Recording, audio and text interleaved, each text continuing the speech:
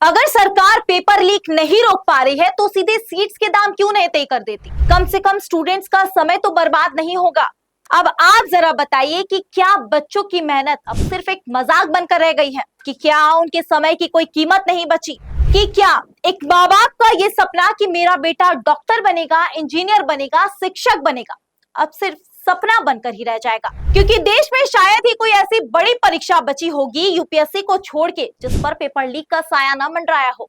एक छात्र सालों साल दिन रात मेहनत करता है, एक माँ अपनी गहने गिरवी रखती है, एक पिता अपना खेत बेच देता है ताकि उसका बच्चा पढ़ सके, आगे बढ़ सके और परिवार का भविष्य बदल सके। लेकिन परीक्षा से ठीक पहले अगर खबर आए कि पेपर लीक हो गया है तो सोचिए उस छात्र और उसके परिवार पर क्या गुजरती होगी। ये सिर्फ एक परीक्षा रद्द होने की खबर नहीं होती, ये लाखों सपनों के टूटने की आवाज होती है।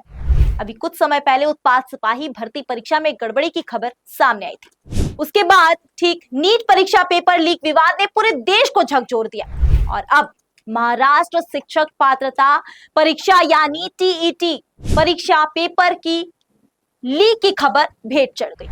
महाराष्ट्र में करीब 4 लाख से ज्यादा अभ्यर्थी महीनों से इस परीक्षा की तैयारी कर रहे थे। 28 जून को परीक्षा होनी थी, लेकिन परीक्षा से ठीक एक दिन पहले मुंबई पुलिस को सूचना मिली कि कुछ लोगों के पास प्रश्न पत्र पहले से ही मौजूद है। फिर छापेमारी होती है, दस्तावेज बरामद होते हैं और जब पेपर का मिलान किया गया तो सोचिए कि पता चलता है कि ये वही असली प्रश्न पत्र है जिसका परीक्षा होना था। इसके बाद परीक्षा को अनिश्चित काल के लिए स्थगित कर दिया गया। लेकिन सवाल सिर्फ महाराष्ट्र का नहीं है। देश में पिछले 2014 से लेकर 2023 के बीच करीब 90 बड़े पेपर लीक के मामले सामने आए।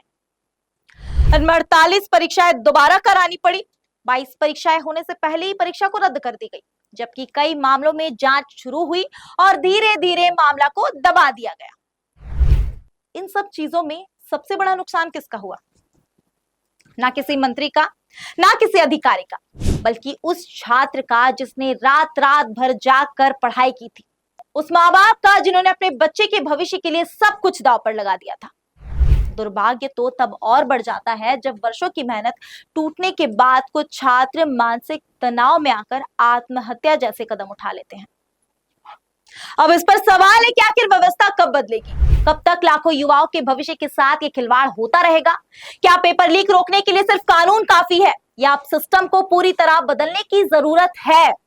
क्योंकि हर लीक हुआ पेपर सिर्फ एक प्रश्न पत्र नहीं होता, वह लाखों सपनों, उम्मीदों और भरोसे को भी लीक कर देता है। एक के बाद एक के बाद एक के बाद पेपर लीक की खबर ऐसे ही सामने आ रही है। ये हमारे और आपके लिए तो सिर्फ बोलने की बात है, लेकिन सोचिए कि उस बच्चे पर क्या बीती होगी जिसने एक पेपर लीक का मामला सुनकर आत्महत्या जैसा बड़ा कदम उठा लिया। एक के बाद एक ऐसे पेपर लीक के मामले आखिर कब तक सामने आएंगे?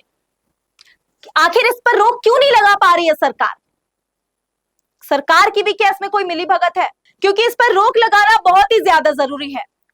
इस पर आपकी क्या राय है? हमें कमेंट बॉक्स में कमेंट कर जरूर बताइएगा और इसी तरह की खबरों के लिए हमारे साथ जुड़े रहिए और देखते रहिए न्यूज़ 26। धन्यवाद।